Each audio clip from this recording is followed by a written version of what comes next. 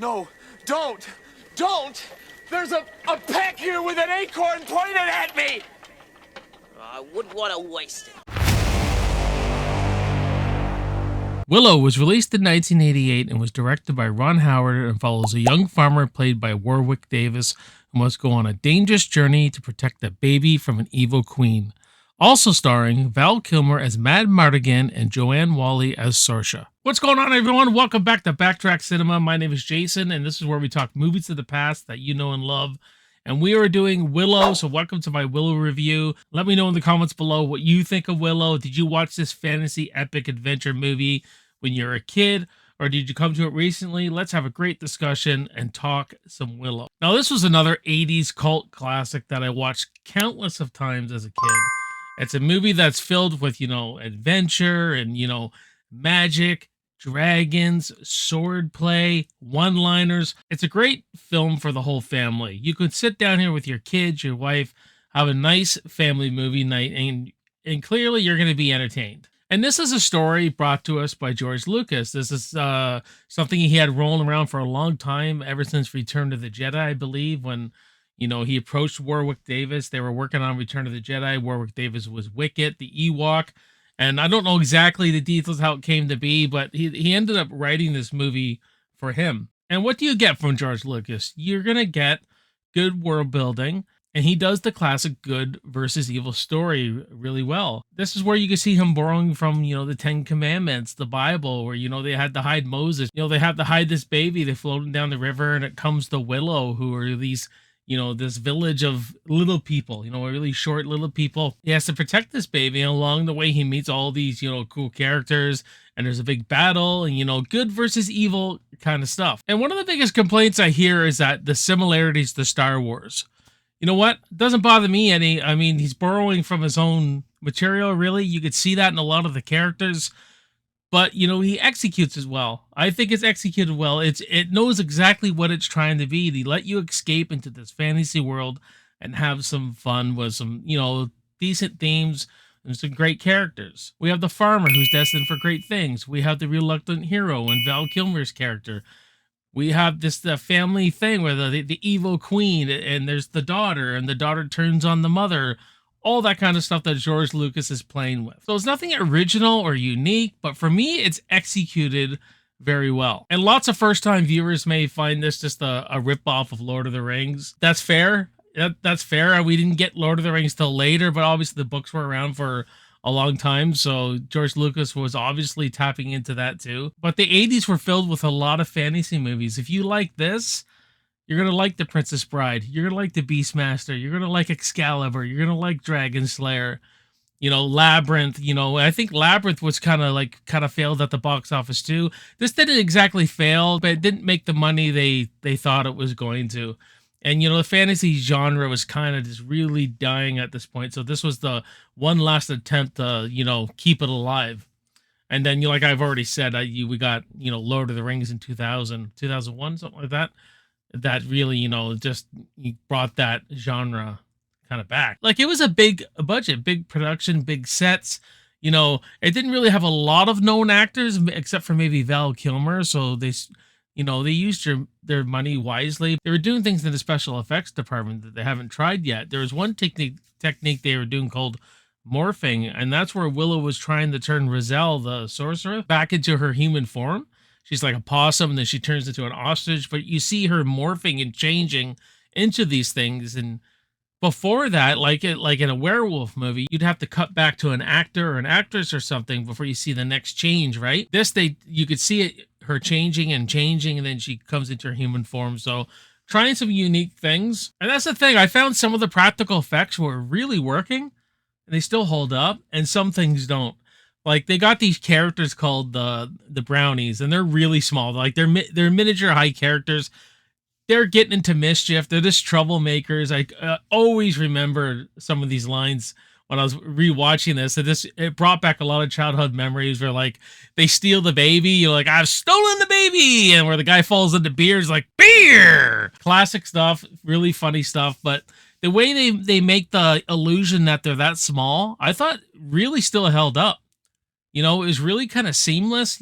Obviously, with our eyes now, we we see it, right? We can see it. But I thought they handled that really well. There's a big wagon chase scene that really holds up with really good practical effects. There's a battle at a castle. We'll get into later about the action sequence, but that's really the only special effect I thought was kind of dated. It didn't hold up as well, was the two-headed dragon sequence. And I thought when the evil queen turns them all into pigs was kind of cheesy and dated. But it certainly does not take you out of this film, because you're along for the ride. You're invested in the story. At least I am. And it's a lot of fun. And like I said before, I like it. It knows what it is. It's not trying to be anything else. It's a shut your brain off. Let's waste 2 hours with the family watching a fantasy film. And George Lucas enlisting Ron Howard to direct, coming off Splash, Cocoon. This is a director you can rely on. This is a director you can get good performances out of. This is a director who can really switch genres and knows how to do a consistent tone and knows what the film is. And that's something Ron Howard, I really find, thinking on his repertoire, his filmography, he gets performances and he really gets consistent tone. He knows what movie he's always making. I mean, the production design is very good too. All the visuals are really nice. The landscape, the waterfalls, the location, on-location shooting stuff, just fantastic. James Horner bringing in a really beautiful score on this one. Really, really nice melodies here. He really brings the heart and the emotion to the story and just brings it to life. That's what a composer does. He'll bring your movie right to life. And I love this relationship that builds between Willow and Mad Mardigan. Willow being this, simple family man, simple farmer who aspires to be a great sorcerer. He gets laughed at his village, all this kind of stuff, but he's chosen to take this baby and to protect this baby. And along the way, he meets Mad Mardigan, Val Kilmer, and they start to, at first they can't stand each other. They both grow and develop a friendship. Willow, really lacks his confidence. He lacks the belief in himself.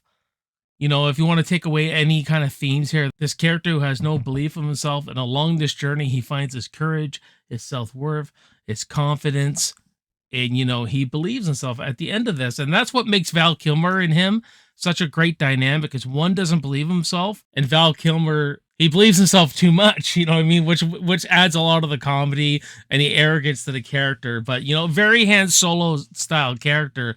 And you can see where George Lucas was tapping into, the similar character, the reluctant hero. This is easily my favorite character of this movie. He's the standout, Val Kilmer as Mad Mardigan. What a fantastic actor. A guy who goes from a character like this to like Tombstone playing Doc Holliday in 93, just like 5 years later. Just look at the differences, the way he can weave in and out of these different characters. Fantastic actor. And, this is a very self-serving character, the reluctant hero. We find him at first in a crow's cage. They let him out, and, he doesn't want to be the hero. He doesn't want to be part of anyone's fight. But along the way of protecting this baby, bonding this friendship with Willow, he has friends that he wants to fight for. He finds his, he finds his purpose basically in all of this. And the evil queen has this daughter who's chasing him through the whole thing. And during this thing, she betrays her mother. She turns on her mother when Val Kilmer gets this kind of love potion. It's one of the funniest moments in the movie.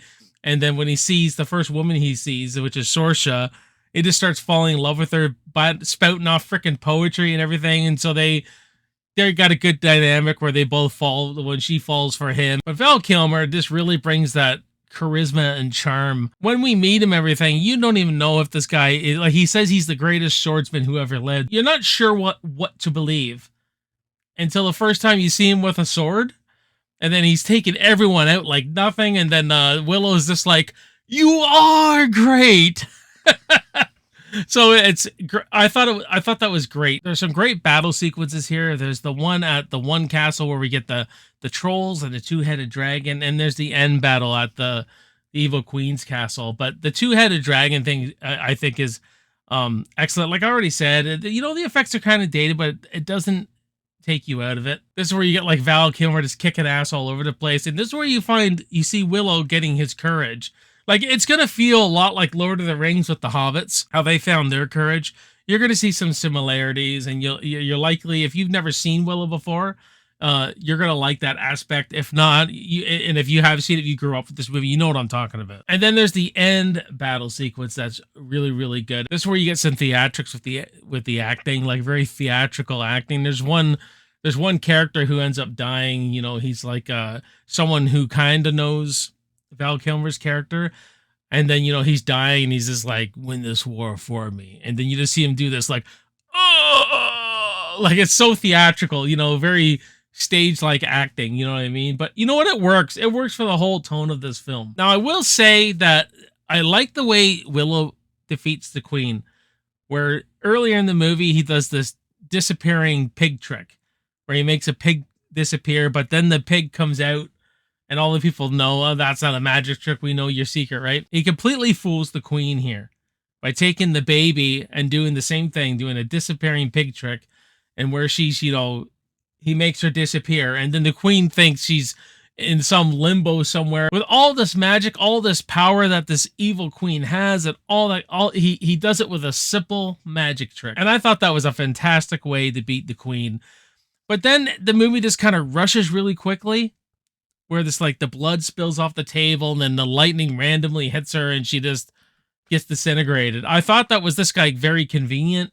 So I think they could have tightened that up a bit, you know, got us a better defeat of the Queen. Unless I missed something. I haven't watched this movie before this fresh viewing for years and years. So unless I missed something there, and like with the blood spilling, everything it brought the lightning in, or it just felt very, very convenient to me. But Willow's a great time, guys. If you like the fantasy genre, you're going to have fun with this one. You know what I mean? It's just fun for the whole family. So I'm going to give Willow from 1988 a B-. I thank you guys for joining me on this review, and I completely forgot to introduce that this is the letter W for the Alphabet Action Movie Challenge. I do apologize, but I'm pretty sure you guys clued in that Willow W that we're on here. But yes, so that's W done for the Alphabet Action Movie Challenge, and we got 3 more to go, guys, and then we'll be into the horror content. So I will see you guys next time. I really appreciate you guys watching. Stay safe, be cool, and I will see you in the movies, man. Cheers.